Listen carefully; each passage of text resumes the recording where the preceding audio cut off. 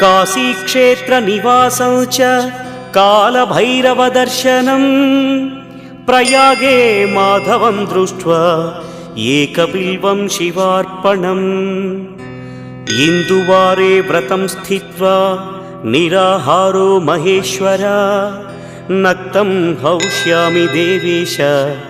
एकबिल्वं शिवार्पणम् रामलिङ्गप्रतिष्ठा च वैवाहिककृतं तथा तटाकादि च सन्तानम् एकबिल्वं शिवार्पणम् अखण्डबिल्वपत्रं च आयुतं शिवपूजनम् कृतं नाम सहस्रेण एकबिल्वं शिवार्पणम् उमया सह देवेश नन्दिवाहनमेव च भस्मलेपनः सर्वाङ्गं